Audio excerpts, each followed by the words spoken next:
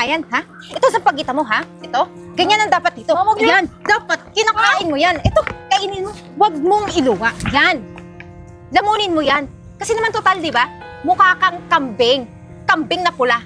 Ma'am, grabe naman kayo. Ba't niyo naman sinira yung sampagita ko? Bakit hindi? Eh, bulok nga yan eh. Nagtitinda ka dito. Ako galing ako sa simbahan, ha? Tapos bibigyan mo ako ulit ng kasalanan, ha? Bakit niyo naman kailangan, ma'am? Alam niyo ba kung gaano kahirap sa akin para makapupunan ng sampagita? Hoy, wala akong pakialam. At saka, alam ko yung perang puhunan mo nito. Pinandimos mo, di ba? Kaya yan, dapat yan sa'yo. Ma'am, grabe naman kayo. Salbahin niyo naman. Galing pa naman kayo simbahan. Hoy, huwag ka mangkialam. Yung katulad mo, dapat hindi dito nagpapalaboy. Dapat nasa bahay lang. O di kaya, kung pwede lang sana, tumawag ako ng pulis para ikaw nandun lang sa kulungan. Hindi ka na pa kalat-kalat dito. Kaya talagang manghihirap, mga bobo kayo. Hindi ka nag-iisip, no? Grabe naman kayo kumanlait. Di porket nagtitinda ako ng sampagita eh. Sasagot ka pa talaga. Ang lakas naman ng loob mo, ha? Ha? Pupulutin mo. Ayan, bagay sa'yo. Madumi. Ha? Tsaka ikaw, ha? Huwag mo ako sinasagot-sagot. Hindi mo ako yata kilala, ha? Isa lang ako sa mayaman dito. At kapag ikaw, nakita pa kita ulit, sisiguraduhin ko, hindi ka na makikita dito sa mundo. Ah, hulaan ko. Yung mga pamilya mo, yung mga magnanakaw, yung mga umaakit sa jeep, nagbibigay ng envelope para bigyan ng pera. Di ba yun? Ma'am, hindi naman po kami ganun, ma'am. Hindi kayo ganun? Ha? Sigurado ka? Eh, pare-pareha kayo ng buhok eh. May mga kulay. Color coding? Galing! Oo, huwag niyo naman laitin yung pamilya ko. Okay lang na ako laitin niyo eh, pero huwag niyo na sila idamay. Ay, nako. Titinda ako para mabuhay ng marangal. Kung alam ko lang saan yung bahay nyo, ipapademolish ko yun. Para tuluyan na kayo maging pulube. Wala po kaming bahay, ma'am. Wala kayong bahay? Mas maigi. Total, bagay naman sa'yo eh. Tsaka ikaw ha, huwag kang pakalat-kalat dito. Nakakahiya ka. Total, mabait naman ako. Eto, may phone ako. iPhone yan. Tignan mo. Para saan to, ma'am? Tignan mo. Bakit po? Maganda, di ba? Opo. Ganda mo nga po, ma'am eh. Salamat. Sige, pindutin mo yan. Mag-explore ka. Hindi po ako marunong gumamit. Hindi, kaya mo yan. Ano ka ba? Chief! Chief! Chief! Chief! Oh, bakit, ma'am? Yung cellphone ko po! Tingnan niyo po! Ninakawan po ako niya! Dinukot niya sa akin! Gusto yan? ko po! Ano yan? Hindi po. Pinahawak niya lang po Hindi yun. ka na sa'yo yan! Sabi niya daw po tingnan ko eh. Hindi po Hindi ito nga po to! ako marunong gumamit ito Chief! eh. Makinig po kayo! Ikaw tumahimik ka! Chief! Tinukutan niya po ako! Gusto kong kunin pero ayaw niyang ibigay sa akin! Ibalik mo yan! Bawal yan ah! Masama yung ginagawa mo! Ma'am, di ba po pinahawak niyo lang? Sabi niyo po yung totoo. Hindi Ano po ba? ganun. Huwag kang gumawa ng kwento! Ang kapal ng mukha mo! Ikaw na nga itong nagnakaw! Ikaw ba itong magsisinungaling? Ma'am, alam niyo naman hindi po yung totoo. Di ba galing pa kayo simbahan? Hoy! Huwag mo akong ginaganyan ha! Huwag po kayo sinungaling. Officer, please! Hindi po ganun. Please, ano bang kailangan kong gawin dito? Pwede ba ikulong niyo to? Ano? Dalhin na kita! Sir, hindi po Dadalhin na kita! ganun. Ano ma'am? Ito na po, hindi po. Sir, hindi, ganito na lang. Doon na lang tayo sa presinto. Doon ka na lang sa presinto magpaliwanag. Wala pong ginagawang masama. Dalhin na kita! Officer, Tara na! pwede bang makuha ko na lang yung phone ko? Tapos, Ibigay mo na lang yan kay ma'am. Doon ka na sa presinto. Hindi po. Makikinig kami doon. Tulungan niyo Officer, ako, ma'am. please, pakiusap ko lang sa inyo. Huwag niyo yung pakakawalan ha. Baka kung anong po. gawin sa akin. Ayoko pagkabot sumama. niya. Tara na! Tara na! Chief, teka lang po. Ano? Bakit? May natitira pa naman po akong awa sa kanya, di ba? Eh, kawawa naman po yung pamilya niya kapag kinulong siya. Eh, ganito na lang po. Pagbayarin na lang po natin siya sa akin. Eh, magkano bang kinita mo ngayon? Sigurado naman, di ba, marami kang naliko. nalikom? Ako. Maghapon ko po itong pinagtrabahuan. 1,000 pa lang po to. Hindi po. Eh, ano ka ba? Okay na yan, oh. Bakit Pag-aragyo ka na lang kay ma'am para matapos na. Ay, kas ang ulo mo, ah. Gusto mo talaga magkulong? Akin to eh. Pinaghirapan ko sabi to. niya na ang Bigay sinasabi mo niya. na sa kanya. Para wala na maraming usapan, no? Hindi na kita dadalhin sa presinto. May balik nyo yan. Alam nyo naman yung totoong nangyari. Hindi naman ako nagnakaw, di ba? Hoy, wala kang pruweba sa totoong nangyari, no? I mean, wala nakakita sa atin. Kaya, Chief, paalisin nyo na yan. Uwi na po ako. Sinungaling. Huwag na. Hindi na Nagbebenta kita ko lang dadalhin po. sa presinto. Chief, huwag- Mag-aragyo ka na lang. Ma'am. Tara, tara. Kayo nang bahala dyan. Ako. Akin yan eh. Tara, doon na lang tayo. Tara. Hindi po. Chief, bitawan nyo na ako. Wala naman akong ginawa masama eh. Hindi pwede. Kailangan Bitawan nyo na ako.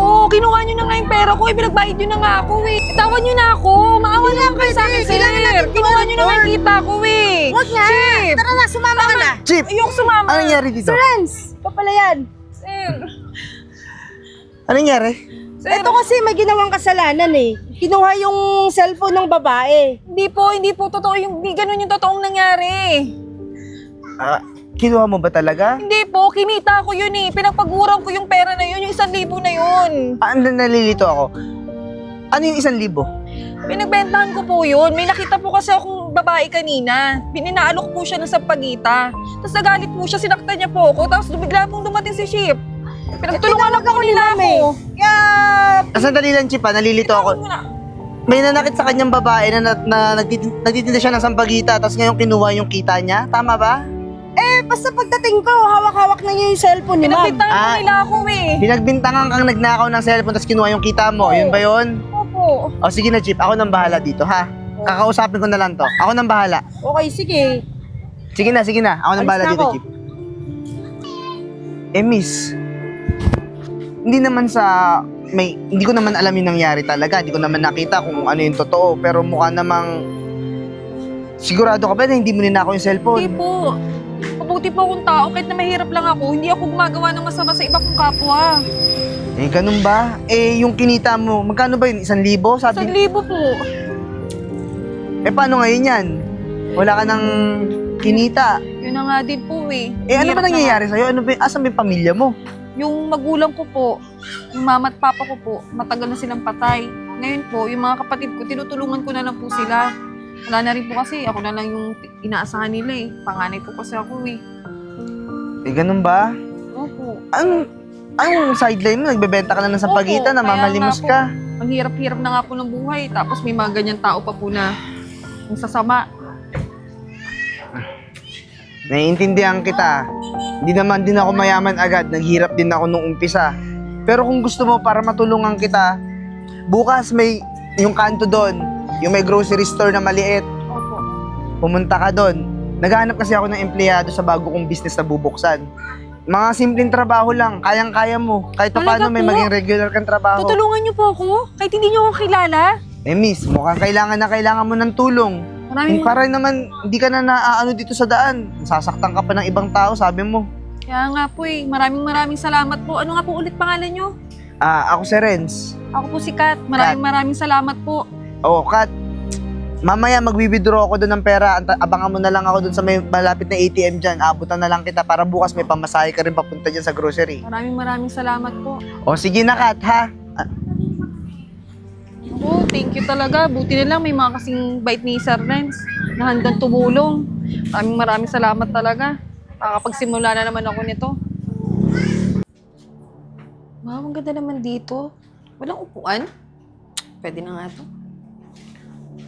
Wow, ang lambot.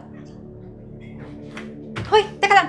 Anong ginagawa mo to? Ang kapal talaga ng mukha mo, no? Hindi ka pa ba nadala sa ginawa ko nung nakaraan, ha? Na pinakain kita ng sampagita. Anong gusto mong isunod kong pakain sa'yo? Itong laptop? Wala naman po akong ginagawang masama eh. Inaantay ko lang si Sir Renz. Ba't po ba kayo nagagalit na naman? Teka lang, paano mo nakilala si Sir Renz, ha? Siguro, stalker ka. O di kaya, stalker ka sa social media ko. Kaya nakilala mo si Sir Renz. Hindi po, no. Inaantay ko lang talaga si Sir Renz. May kailangan kasi ako sa kanya. Ganon, kailangan. Alam ko lang kailangan mo eh. Pera, di ba? Kasi pulubi ka, squatter ka, bobo ka, tanga ka, mahirap ka, hampas lupa.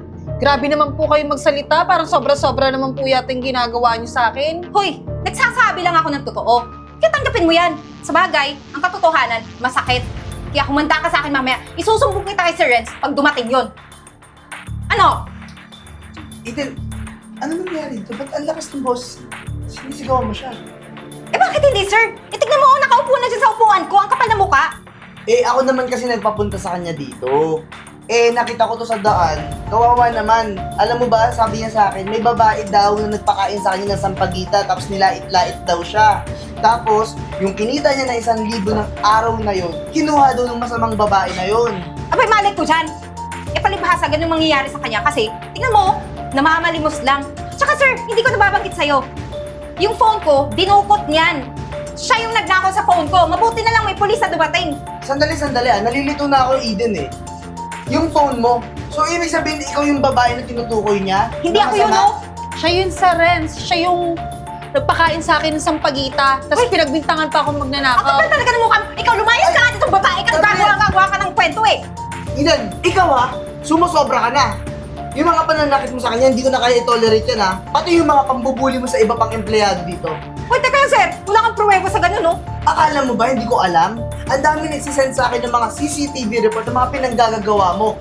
Mga iba nating empleyado na matatagal na, nagre-resign. Alam mo kung bakit?